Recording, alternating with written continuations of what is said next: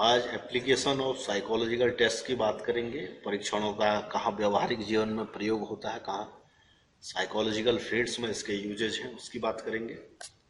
उसमें 4 टॉपिक्स को मेनली इसमें डिस्कस करेंगे, जिसमें application of psychological testing in various fields और सेटिंग कि कहाँ कहाँ वेरियस फील्ड्स में इसका यूज है। एजुकेशन की बात करें, भाई एजुकेशन में कहाँ यूज है, काउंसलिंग एंड गाइडेंस में कहाँ यूज है, और क्लिनिकल फील्ड में क्लिनिकल साइकोलॉजी की बात करें तो उसमें किस तरीके से साइकोलॉजिकल टेस्ट का यूज होता है, उसको डिस्कस करेंगे।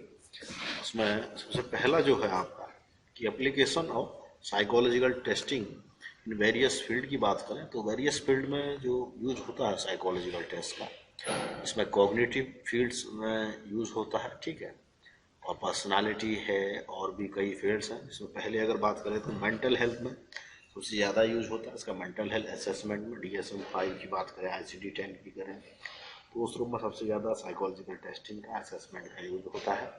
और बिहेवियर असेसमेंट में यूज होता है। पर्सनालिटी टेस्टिंग की बात करें तो वहाँ इसका यूज है। एप्टीट्यूड टेस्टिंग में होता है कि योग्यता परीक्षण, अभिक्षमता परीक्षण की बात करें, इसके अंदर कैसी योग्यता, क्रिएटिव टेस्ट है, इंटेलिजेंस टेस्ट है, सारी ही बातें होती हैं यूज साइकोलॉजी में।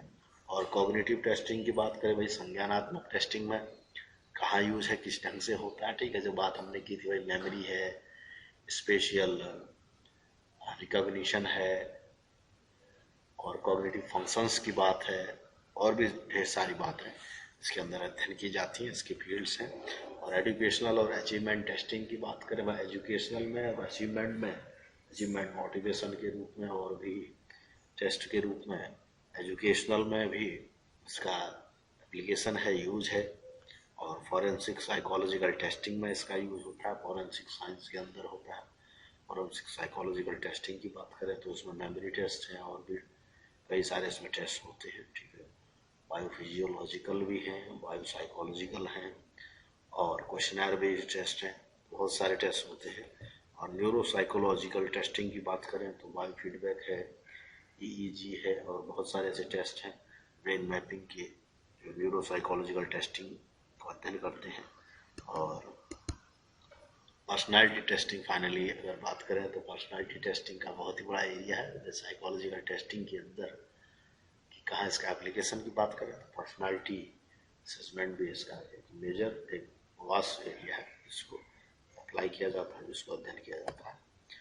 उसके बाद बात करें कि भाई एजुकेशन में कहाँ यूज है, तो सबसे पहले बात करें तो एजुकेशन में आइडेंटिफिकेशन ऑफ वीकनेस और स्ट्रेंथ के लिए इसका यूज होता है कि जो स्टूडेंट्स हैं उनकी वीकनेस और उनके स्ट्रेंथ की जांच करने के लिए, उनका अध्ययन करने के लिए, ताकि उसमें सुधार आ सके।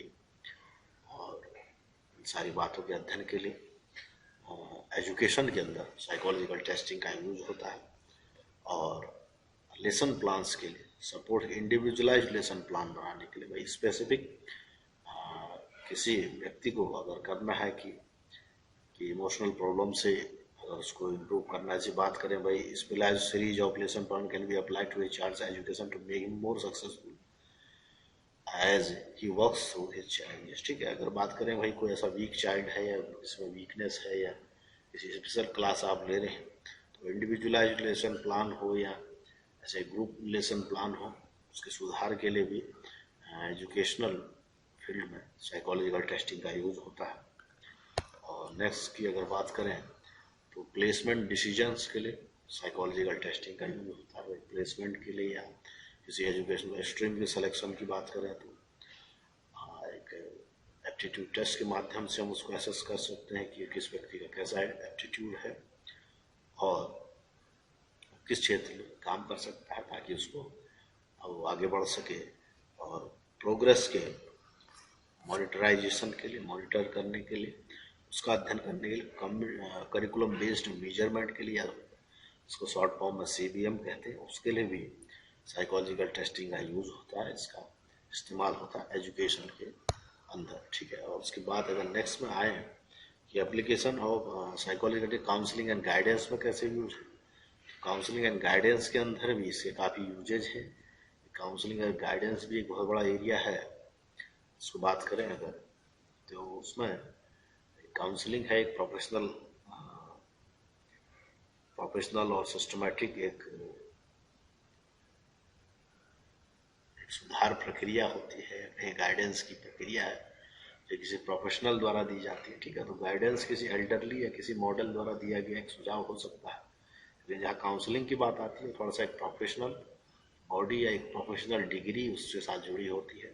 ठीक है, और काउंसलिंग और गाइडेंस की अगर बात करें तो इसके यूजेस की बात अगर करेंगे तो सबसे पहला इसमें होता है कि पेपर और पेंसिल टेस्ट के रूप में साइकोलॉजिकल टेस्टिंग का इसमें यूज होता है, और ऑब्जेक्टिव एंड एसे टेस्ट के रूप में होता है, standardize and non standardize test के रूप में होता है। स्टैंडर्डाइज टेस्ट जो हमने डिस्कस किया है इस पूरे होल लेक्चर सीरीज में कि कैसे स्टैंडर्डाइज टेस्ट होता है, कैसे रिलायबिलिटी वैलिडिटी नॉर्म्स अगर हैं तो हमको उसको स्टैंडर्डाइज टेस्ट मानते हैं। अगर वह चीज़ नहीं है तो अपने इंडिविजुअल लेवल पर टीचर मेड टेस्ट उसको कहते हैं या काउंसलर मेड टेस्ट उसको कह सकते हैं। इंडिविजुअल लेवल पर कोई शेड्यूल के माध्यम से क्वेश्चन के माध्यम से भी टेस्ट को ले सकता है तो उसको नॉन स्टैंडर्डाइज टेस्ट कहेंगे। और उसके बाद अगर इंडिविजुअल और ग्रुप टेस्ट की बात करें तो यहाँ भी काउंसलिंग और गाइडेंस के फील्ड में टेस्ट का यूज होता है, इस्तेमाल होता है। Verbal and non verbal test के रूप में होता है। पर्सनालिटी टेस्ट एक ऑब्वियस बात होता ही है, इंटरेस्ट इन्वेंट्रीज के रूप में होता है, एप्टीट्यूड टेस्ट के रूप में होता है, अचीवमेंट टेस्ट के रूप में होता है, इंटेलिजेंस टेस्ट के रूप में होता है, वोकेशनल इन्वेंट्रीज के रूप में होता है कि व्यावसायिक कैसी व्यक्ति की अभिव्यक्ति है, कैसा एटीट्यूड है वोकेशन को लेकर, किसी प्रोफेशन को लेकर, उसके अध्ययन के लिए भी काउंसलिंग एंड गाइडेंस के फील्ड में, क्योंकि गाइडेंस वोकेशनल गाइडेंस होता है, ठीक है, एजुकेशनल गाइडेंस होता है, ठीक है, तो उन सारी बातों के लिए काउंसलिंग गाइडेंस की फील्ड में भी साइकोलॉजिकल टेस्ट का हर फील्ड में महत्व है। स्पेशली हम बात उसकी कर रहे हैं। और बात करें फाइनली कि क्लिनिकल सेटिंग में कहाँ यूज है, तो क्लिनिकल सेटिंग में सबसे ज़्यादा इसका यूज है और डायग्नोसिस में ही होता है।